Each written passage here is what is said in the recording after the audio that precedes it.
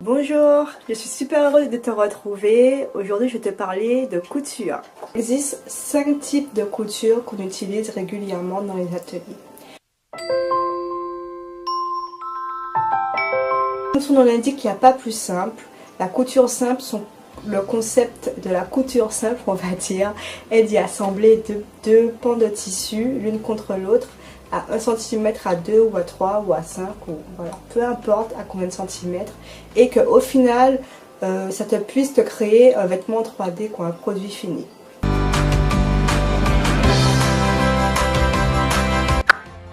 Alors pour commencer, tu peux surfiler les bords de tes tissus, droite et gauche par exemple, à l'habitation jeteuse ou un point zigzag.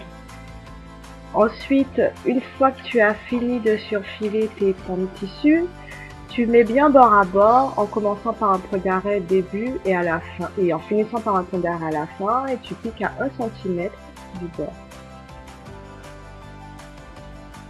Une fois que ta couture est finie, tu n'hésites pas à repasser, à ouvrir la couture avec le fer à repasser, en tirant un petit peu de chaque côté pour avoir un petit effet épi. Et ça t'évite d'avoir des plis sur l'endroit du tissu. Et tu ouvres bien. Et voilà, ta couture simple elle est finie. Il n'y a rien de plus simple.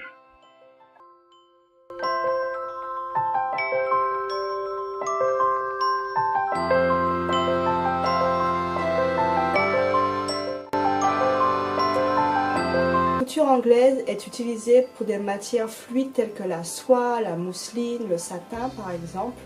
Et aussi on peut trouver la couture anglaise dans la fabrication de chemises ou de chemisiers. La couture anglaise, le but en fait est d'y emprisonner le bord du tissu, un peu comme ceci, voilà, dans une couture pour que ça ne s'effiloche pas. Et en plus la finition est tellement juste trop belle et trop nickel, donc on appelle ça un peu une finition couture parce que c'est juste nickel quoi. Endroit comme envers, c'est propre. Il n'y a pas de surfil, il n'y a pas de tissu, d'effilochage qui se trimballe à travers la couture. Donc c'est juste la plus belle, pour moi c'est une des coutures les plus belles qu'on puisse trouver. Et c'est peut-être pour ça qu'on utilise beaucoup dans des robes, dans les robes de mariée, dans des robes un peu plus luxe on va dire. Alors, la première étape de la couture anglaise est d'y placer tes deux pans de tissu envers contre envers et bord à bord et de piquer ta première couture à 0,5 mm, donc la largeur du pied de biche, en y mettant bien le bord de ton pied de biche avec le bord de ton tissu et suivant bien pour piquer droit. Donc évidemment tu commences et tu finis ta couture par un point d'arrêt. Et une fois que tu as fini cette couture, la deuxième étape est de dégarnir la première couture que tu viens de faire. Donc, dégarnir, c'est enlever un peu le surplus de matière. Et de laisser au moins 3 mm de couture. Pourquoi dégarnir? Parce que ça t'évite d'avoir le bord de ton tissu une fois que tu feras ta deuxième couture sur l'endroit. Donc, dès que tu as fini de dégarnir ta première couture, tu vas voir ton meilleur ami qui est le fer à repasser. Et tu vas ouvrir ta couture, bien aplatir avec ton fer et un peu de vapeur. Voilà, bien mettre ça, bien l'aplatir, bien ouvrir, voilà, comme ceci.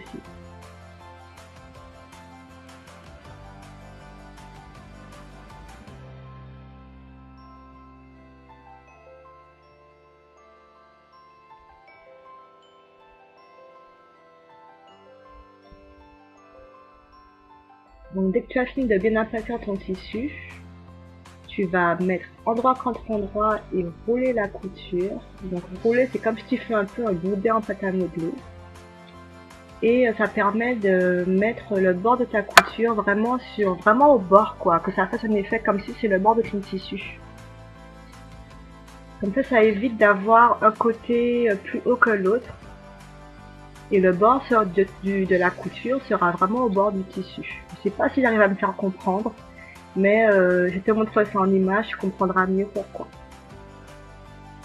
Voilà. Le bord de ta couture est vraiment comme si c'est un bord de tissu. Et ensuite, tu passes à la machine. Et comme pour la première couture, tu piques à 0,5 mm, soit la largeur du pied de biche, en suivant le bord de ton pied de biche avec le bord de ta première couture, en commençant par un point d'arrêt, bien sûr, et en finissant par un point d'arrêt. Donc, n'hésite pas à prendre ton temps, à bien maintenir les matières, et de piquer gentiment en suivant le bord de ton tissu.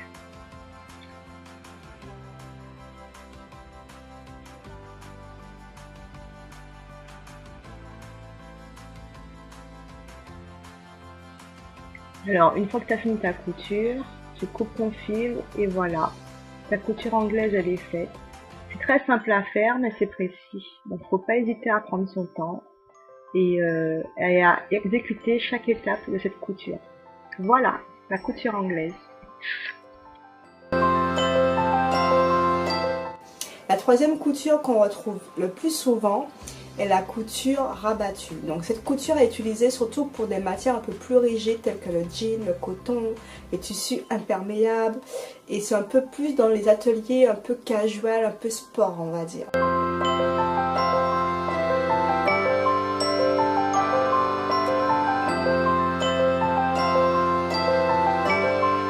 Donc, comme pour la couture anglaise, la couture abattue a pour but d'emprisonner le bord du tissu, mais à l'opposé de la couture anglaise, la finition est vachement plus voyante, on va dire. Donc, le truc, c'est le dessus du tissu et le dessous, on l'emprisonne comme ça dans la couture, on y fait 2 surpiqûres, et du coup, endroit comme envers, c'est nickel, c'est propre, il n'y a pas de surfil, c'est pas effiloché.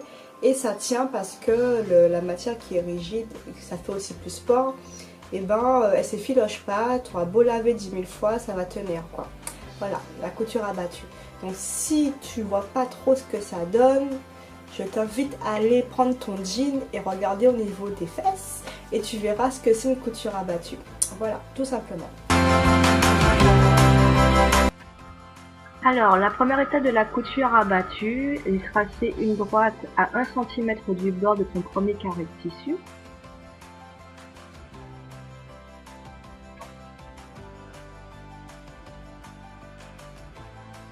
Ensuite, tu y prends ton deuxième carré de tissu et tu alignes le bord de ce second sur ta ligne de repère.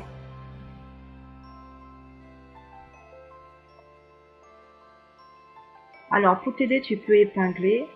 La petite astuce est d'y épingler les têtes d'épingle vers toi pour que quand tu piques, c'est plus facile pour toi la prise en main des épingles pour enlever au fur et à mesure de la couture.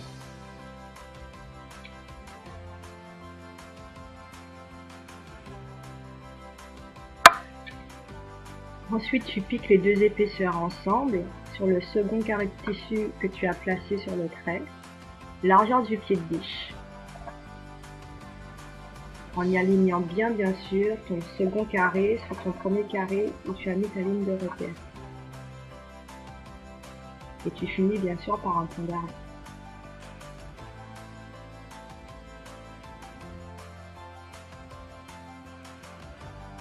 Quand tu as fini cette première couture, tu passes au fer, qui est ton meilleur ami, n'est-ce pas? Et tu repasses, tu aplatis, tu coupes les petits bouts de fil qui dépassent s'il y en a, en droit et envers, et tu aplatis le tout au fer avec un peu de vapeur.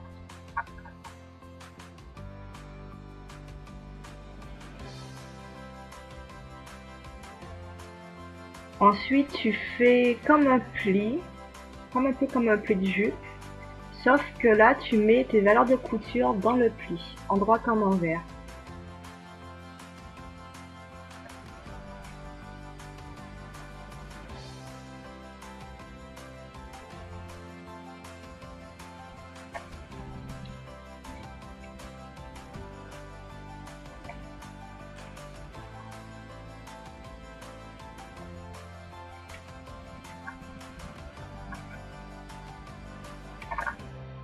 Donc une fois que tu as trouvé la pliure et que tu vois toutes tes coutures en droit et envers, aide-toi de tes petits copains, amis épingles, Et épingle ce pli tout le long de la couture pour t'aider à maintenir le tout.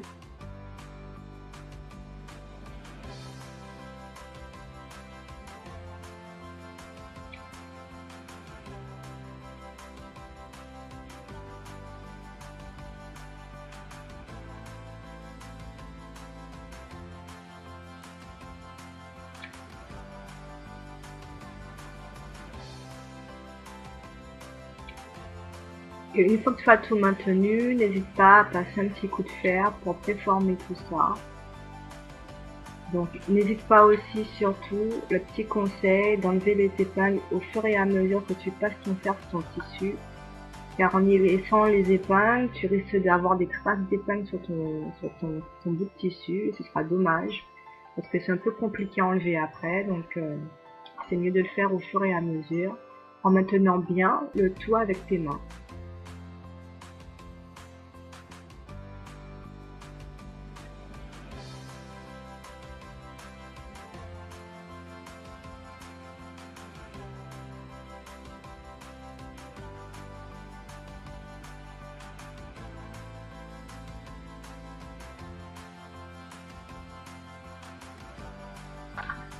Donc voilà, une fois que tu as fini avec le fer, tu peux commencer à piquer ta première surpiqûre sur ton pli, ta couture abattue. Donc c'est une piqûre nervure qu'on appelle dans le jargon de la couture. La piqûre nervure, en fait, c'est une piqûre qui est piquée à 0,1 mm du bord. Donc ton repère est que le côté droit de ton pied de biche, le bord de ton pied de biche droit, suit le prolongement de ton pli.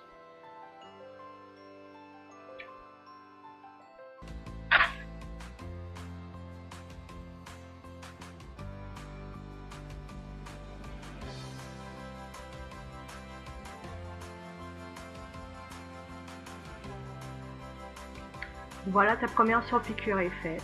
Comme tu peux le voir, c'est très près du bord. Ensuite, tu peux piquer ta seconde surpiqûre, largeur du pied de biche, en suivant ta première surpiqûre. On appelle ça une double surpiqûre. Et voilà, ta couture abattue est faite. Rien de plus facile, n'est-ce pas?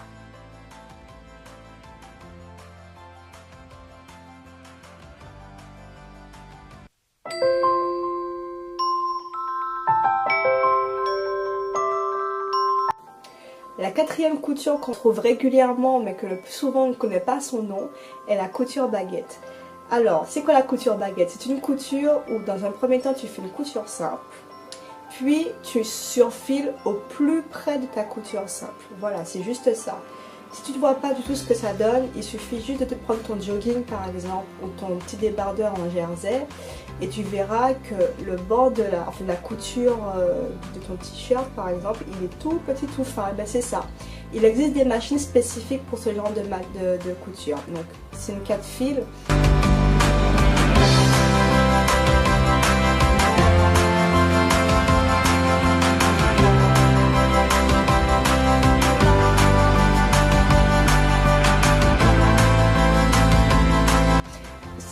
En une fois, tu passes ton t-shirt et ça coud tout en même temps, ça surfile et ça pique en même temps. Quand tu n'as pas ça, évidemment, dans un premier temps tu piques et après tu surfiles.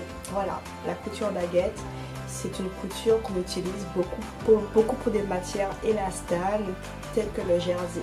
Voilà, ou le coton de jersey aussi.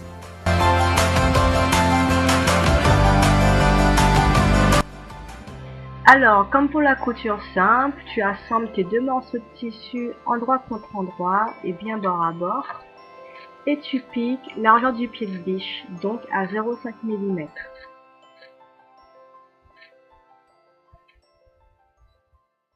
Ta couture finie, tu peux la surfiler à la surjeteuse ou à ta machine familiale au zigzag au plus près de la couture pour qu'on voit quasiment pas ta couture.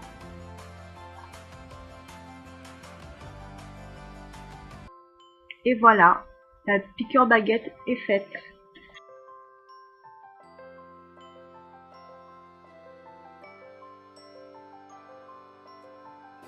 La 5e couture s'appelle la couture fourreau. Donc c'est une couture qu'on utilise plus dans les vestes, pour les poignets, pour les cols par exemple. Donc par exemple une veste, à l'extérieur c'est propre, à l'intérieur on ne voit pas les coutures. En fait le concept de la couture fourreau est d'y piquer une première fois tout le tour de vêtement, puis de retourner. Voilà, c'est la couture fourreau. Alors que ton t-shirt, tu vas le retourner, tu sauras que ce sera à l'envers par exemple. Pourquoi? Parce qu'on verra bien la couture. La couture fourreau, c'est dedans. Genre les anses de sac ou je ne sais pas moi. Voilà, mon col par exemple, couture fourreau. On ne voit pas la couture. On sait qu'elle est là pourtant, mais on ne la voit pas. On la sent en touchant qu'elle est à l'intérieur. En fait, ils ont juste piqué endroit contre endroit en piqûre simple, puis ils ont retourné et voilà.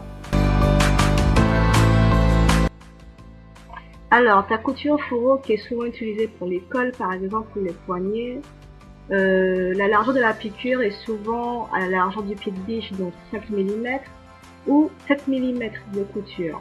Ça arrive aussi qu'on pique à 1 cm, mais le plus souvent c'est 7 mm. Donc aussi simple que bonjour, tu piques le tour de ta pièce. Donc si c'est un col, tu couds ton dessus et ton dessous de col tout autour. Et tu dégarnis au niveau des pointes du col. En faisant un point d'arrêt bien sûr, au début et fin de la couture.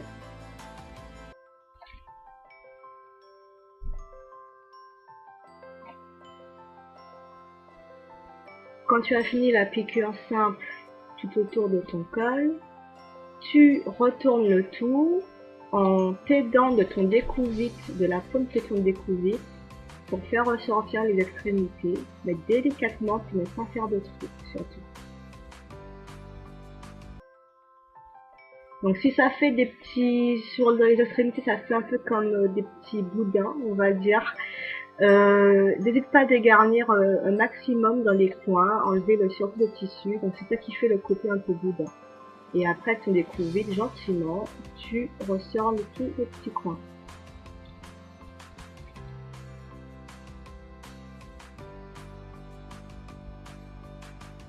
Et voilà, ta couture fourreau est faite.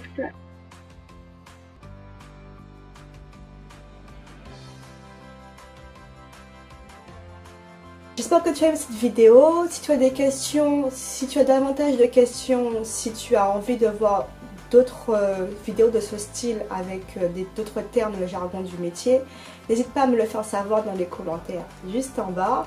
Sinon, en attendant la prochaine vidéo, je vous dis à bientôt.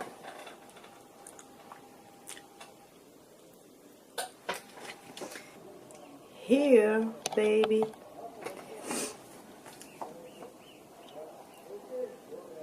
De la base de la couture. Non, qu'est-ce que je raconte? Anglaise, non.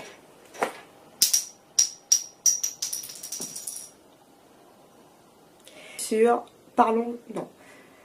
Aujourd'hui, c'est aujourd'hui, couture. Donc la deuxième couture est la couture anglaise. Elle est souvent utilisée pour des matières fluides. Ah! Tu m'as fait peur, mon chat.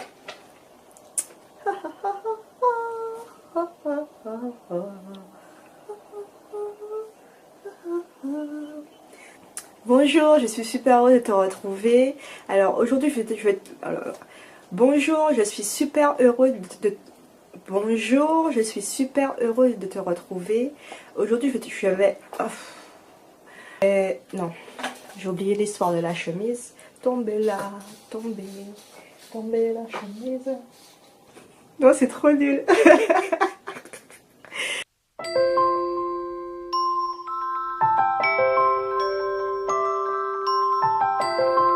À 1 cm du bord. Une fois que ta couture est finie, tu n'hésites pas à repasser, à ouvrir la couture avec le fer à repasser en tirant un petit peu de chaque côté pour avoir un petit effet épi et ça t'évite d'avoir des plis sur l'endroit du tissu. Et tu ouvres bien.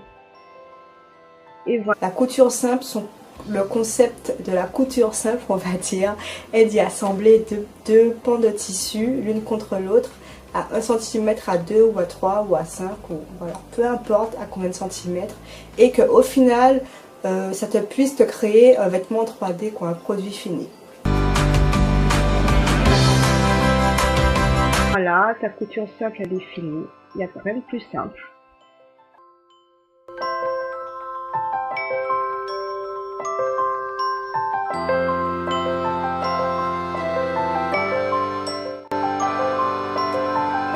La couture anglaise est utilisée pour des matières fluides telles que la soie, la mousseline, le satin par exemple.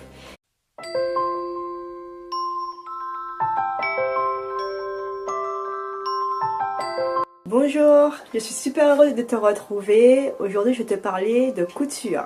Il existe 5 types de couture qu'on utilise régulièrement dans les ateliers. Comme son nom l'indique, il n'y a pas plus simple.